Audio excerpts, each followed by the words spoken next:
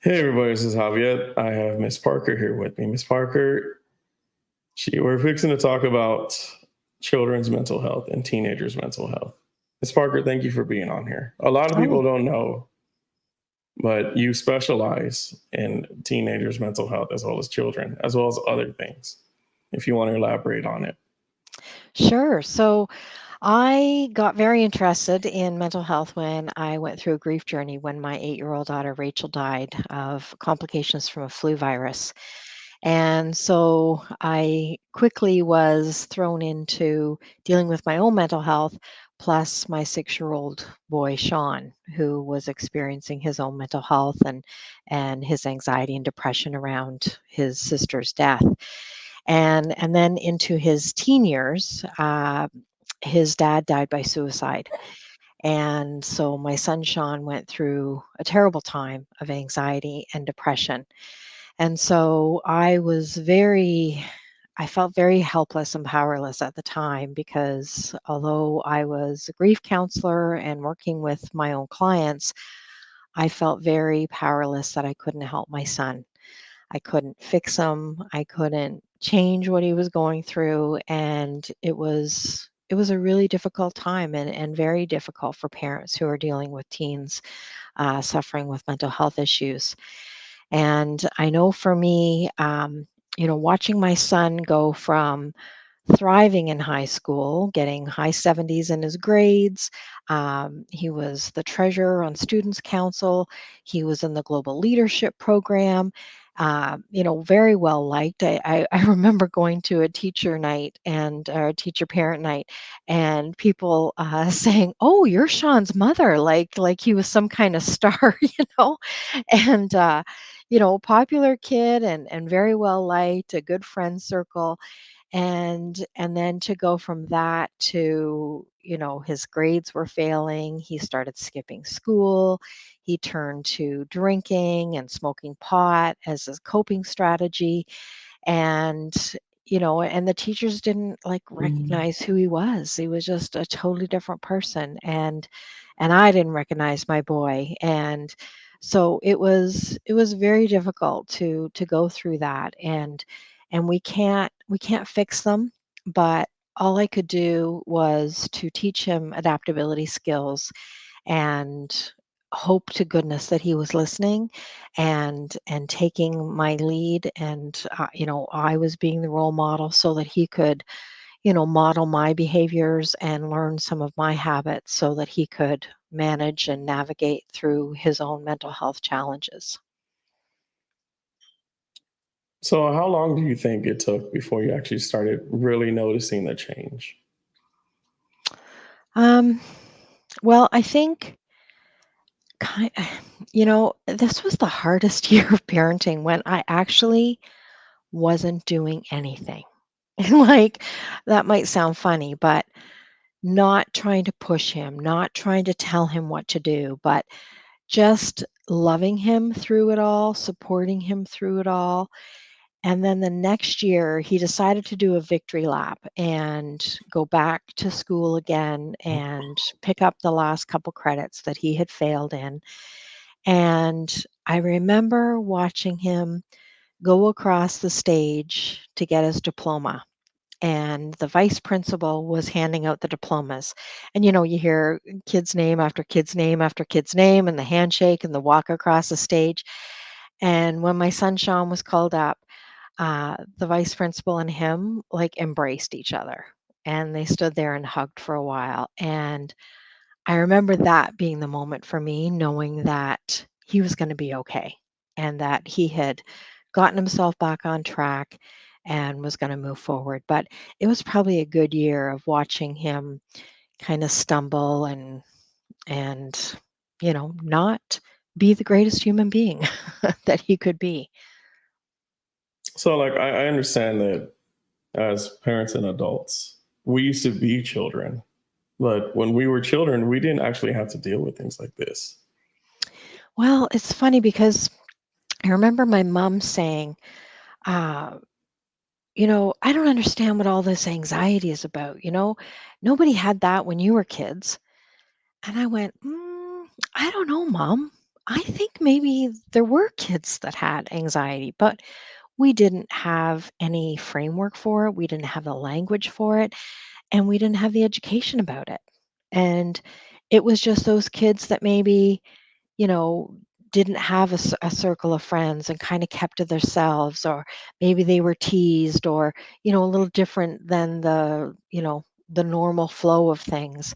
But I think that there was anxiety back in the day when I was in public school and high school. I think we just didn't have a label for it, and we maybe didn't realize what it was. Well, because like I know we had issues as children. Like we've always had issues as children, but it Mhm. just wasn't. It wasn't like what it is today, where Certainly not as prevalent. Certainly not like as prevalent. I think there's a lot of external stimulation that is adding to that for sure. I remember we would or I would go and talk to my mother and like other adults, Hmm. and they would tell me tough it out, figure Mm, it out, and then they would send you on your way, and then you would just be yeah, out there in the world, and you would just kind of figure it out. that's true. That's true. And I think that we have opened up the communication quite a bit now. And but also, like I said, I think there's a lot more external things that are contributing to that. Like we if we did something stupid or something embarrassing, we didn't have to deal with it being posted on Facebook and for everybody to see it. I saw a joke on Facebook one time about, I did all the stupid things before social media. I thought, yeah, thank goodness, right? I mean, I can't imagine the humiliation and the embarrassment and the anxiety or depression that would set in if my life was out there on display and I was being teased and bullied online continually. I mean, I can't even imagine that pressure. I mean, I could never imagine John Wayne having a Facebook. Like Ah, I can never imagine Clint Eastwood having an Instagram. yeah. It's Yeah, but they're like the these, coolest anyway, right? yeah, they are. Like I could never imagine these people because these are our heroes we grew up with, and Yeah, somehow, like social media has changed the game on the way that it's actually affected our lives in and absolutely. out completely. So Absolutely. as it's just incredible how now that teenagers deal with social media like you talked about, Yeah. but I mean, I they're know like that like so. in public school and in secondary school, we're seeking approval, all the time. That's just to be human.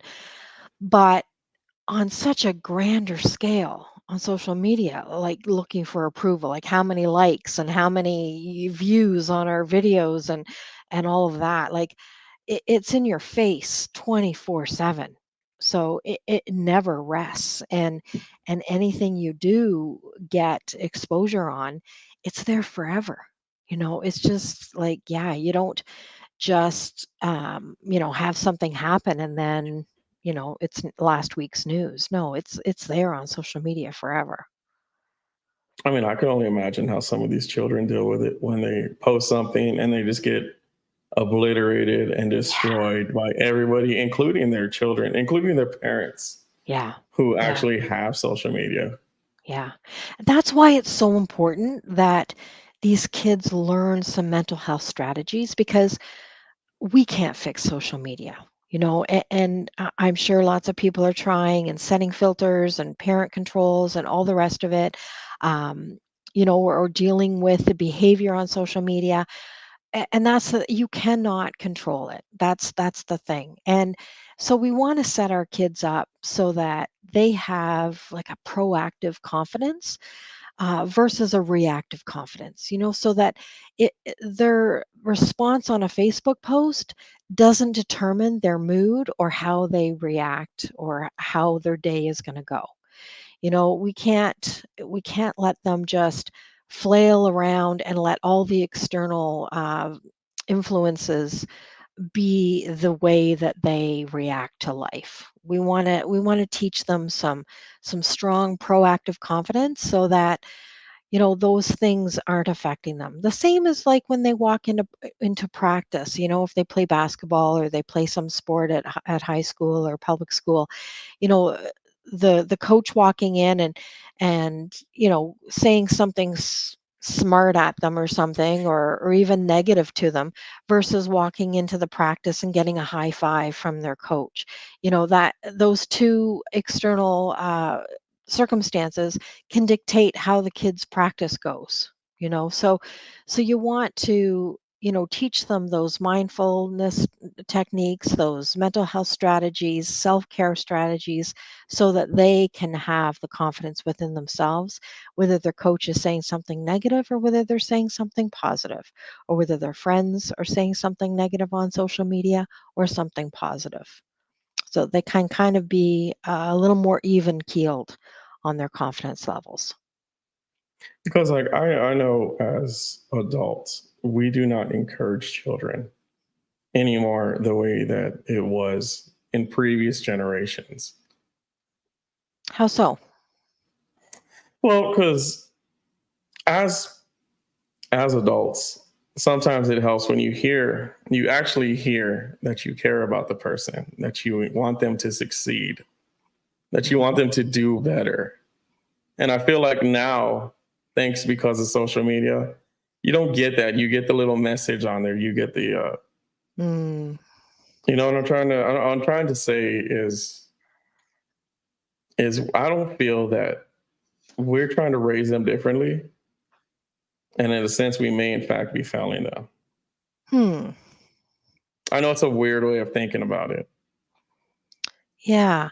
Uh, yeah, I think that, yeah, it could be that communication is getting lost, just through, like, rather than speaking, shooting a text message. Is that what you mean? Yes, ma'am. That's probably Yeah. what I'm trying to get at. Yeah. Yeah, I think that in this digital world, I think that there is a longing for more communication for sure. I think we could do better. Absolutely. I think there's definitely a want and need for that for sure. But I can also feel like when COVID came and it kind of made everybody stay at home, that Oh, actually did a lot to children. that did a lot of damage. Holy cow. When you think of, well, I'll start with the little ones. My niece is a teacher, and she said absolutely every kid is like a year or two behind in their skills. Like, I'm talking, they're reading, they're writing, just basic skills. I mean, they did their best to pivot, but she said, I have not seen one kid that's at the level that they should be in school. So academically, they're behind. And then socially, forget it. Like, and then that drips into high school. I have friends that are high school teachers that noticed like the social skills just aren't there for the kids. And then the ones that went off to college missed out on that whole social interaction at college that's so important to their development. And I worked with a grief client one time that had two adult sons. They were like 21, 23, and they were really lost on who they are as young men because they weren't out dating. They didn't have that social interaction when they went to college. And like now they're just kind of lost as their development and like where they should be at 21 and 23 as young men thriving. Yeah, it's sad, really sad about what COVID did to our social skills for sure. Well, it seems like there's like a big divide in college when it comes to like women or young men and young women, where they just don't actually like interact and communicate with each other since COVID came back. Wow. Yeah, that's sad, and that definitely affects our mental health. If we don't have that social connection, that's definitely gonna hit our mental Mm. health for sure. Like, and then also like it's also kind of upsetting when I see like teenagers and children, they're on social media and they want to live the life that they can't live. Like they see the tippity top of what actually goes on and they want to have that, but they can't have that. I think that that's sad too. Yeah, I remember somebody saying that they wanted Kim Kardashian's life, and I thought, oh, really? Like I was shocked to hear that. Like they have it like that's reality. Like I just think it gets very distorted. It I is, it think is. we're Like I don't very much doing an injustice to our kids. and I'm at times when I remind my nephews and nieces that that's not how life works. Like when you see me get up at 5 in the morning to go to work, that is reality. Yeah, yeah, Like very few people will get to live the kind of life that those people have. yeah, yeah, yeah. And even Facebook, like, it's great. People love to take pictures when they're having a good time or they're out with their friends, and it's a moment in time that they want to capture, and there's nothing wrong with that. But that moment in time is not a reflection of their life. It's just a moment in time. It could be an hour later, they're at home alone, watching Jeopardy. Like, Yeah, I mean, yeah, I've had people comment to me, it's like, "Oh, you have such a great social life." And I'm like, "Well, yeah, if I'm out and I'm with friends, so, I'll snap a picture, but, the other 5 nights I'm sitting at home alone." Like it's not hmm like, yeah, I'm not living the life of Riley. yeah. Because I have friends that tell me like, "Well, why are you always out and about?" Well, I mean, I'm out and about, but I'm not really like going crazy. Yeah. like, It's a like if moment in time. That's it. yeah, It's just a moment in time. like if out and about means me going out, having a couple of beers, and watching a movie, then yeah, I'm living the crazy life. Yeah, yeah. yeah, You and Kim Kardashian. yeah, I'm living it up like Kim Kardashian is what's going on. Yeah. Might go into the Alamo Draft House and just spending $30. Yeah. but Yeah. yeah, and these sometimes I feel that sometimes I feel when I talk to like children, I've actually had to interact with children, and it just seems like when they seem like they're out of touch, like what are we supposed to do? Give me an example. Like an example is one of the best examples is when like everybody gets a participation trophy Hmm. and they receive it and they're like, well, good. What do you mean good? You should be excited. Well, everybody got one. There's actually nobody that's the best. And I'm like, Hmm. well, you could be the best. Sometimes they don't know what the best means. And then I explain to Yeah. them, Yeah, I don't know why that came to be or like how that is influencing kids now. Like, but I've heard a lot of jokes about it. The participation trophy. yes, you know, Yeah, I don't know how that's landing with the kids. And I guess like you say, it's like it's no big deal now. They don't get excited, they don't get disappointed. I think they're missing out on that. How to be a good sport, how to lose well, how to lose gracefully, how to win with humility. Like all of that is all human skills that we need to learn. So, yeah, I don't really understand the thinking behind that one. But I guess it's the norm now. oh, I know. To me, it's terrible. Like you want your children to win. Like you want your children to be better than you, and for them to just be the entire time just yeah, it's just okay, and it's very Yeah. aggravating. So I Yeah. can only imagine like an actual parent that wants for their children to be like the pinnacle of the children, Yeah. what they have to go through. Yeah. Well, I think, our responsibility as parents is to raise a functional adult, one that's going to contribute to society, that is going to, live well And and I think part of that is being able to manage their emotions, teaching them emotional intelligence. And and part of that is life kind of kicking you around a little bit. I mean, building some character, scruffing your knees up a little bit, and learning those coping strategies. If you don't have anything that's happening to you, then you don't need coping strategies.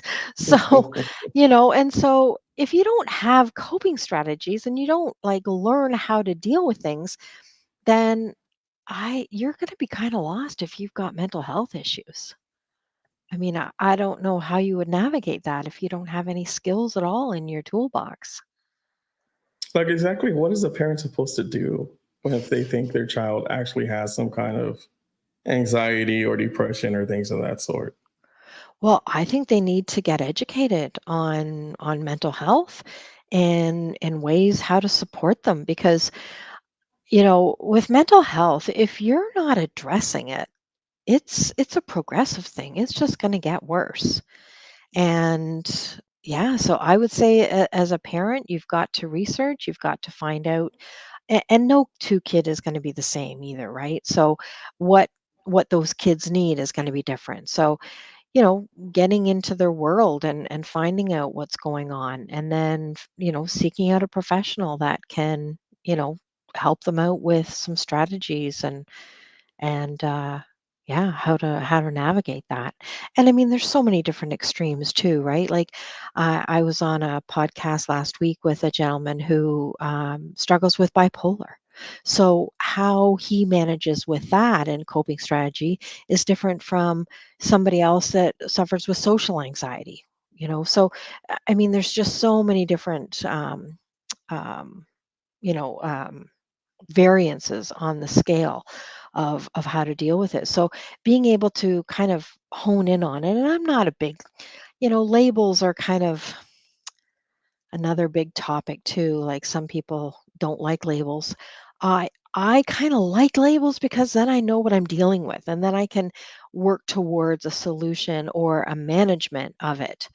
So, I would say like see a professional, get a diagnosis and learn what you can about how to support them through it. Well, because like there's times when teenagers and children try to explain to the adults,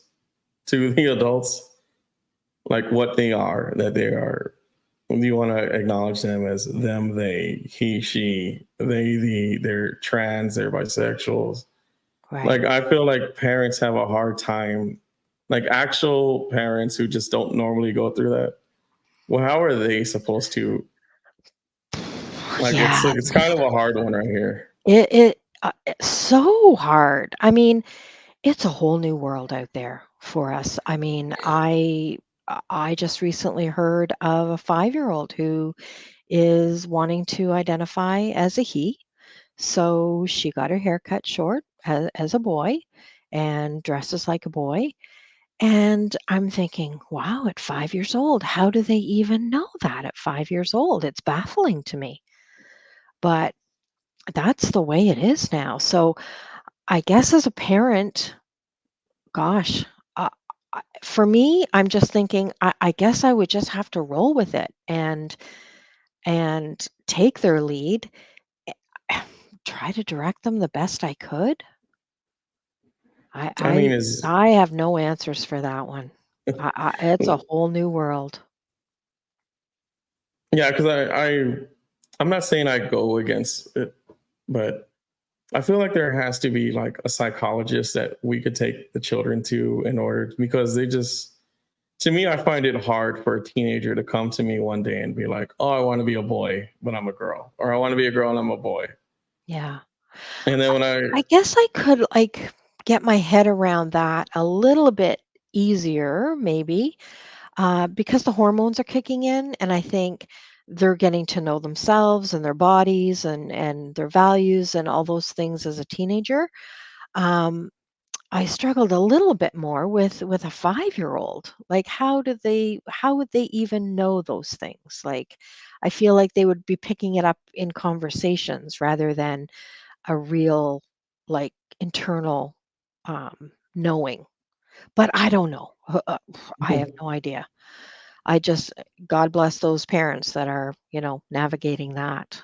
Yeah, I can only Yeah. imagine the stuff they have to go through. Yeah. Like, is there any place that they can get some help that they're looking for? I'm not aware of anything specific around gender identity, but I would just say, like any child psychologist, I'm sure that they're getting trained in that type of work because it is so prevalent now. And Yeah, then, I more take the proactive educational route with mental health. I don't have a medical background, so I'm just taking from my personal experience, my research, and years of working with clients, and um, just educating people on mental health strategies and how to you know pick it up as a daily practice kind of thing so you can be proactive so that when life's kind of knocking you aside, you have those practices, you have those tools that you can apply like right on the spot right away. You don't have to suffer for weeks and weeks and weeks or years to get into somebody to talk to somebody to learn this stuff. So that they are better equipped and prepared to deal with what life is throwing at them. So I don't have a medical background in child psychology, but I would mhm, think that the psychologists are, training in that area right now for sure. They must be. okay. And thank you for being on, Miss Parker. Is there anything you wanted to say before we actually get off? Um, no, I guess, it's been an interesting conversation and I'm glad that we're having these conversations because I think that's the only way we're going to break down the stigma of mental health. And my journey with mental health issues started with grief, and I know that grief tends to be associated with death, but grief is such a broader topic and a broader emotion that it can be any loss that we're dealing with, and that could apply to, having a child, switching genders and the loss of that child that you knew at one time. Like that is a loss, that is grief. So, yeah, I would just encourage people to explore the grief topic. And if they wanted to get more resources, they're welcome to visit my website at adaptdna.com. I've got a free download there and several articles and other podcasts I've been on for information and education. So I would welcome them to join me there. Yes, ma'am. And so you know, like everything will be in the details. So if they want, they can actually just go from the go from the episode, and it can go straight over there. Great. Yes, ma'am. But thank you. You're welcome. Thank you.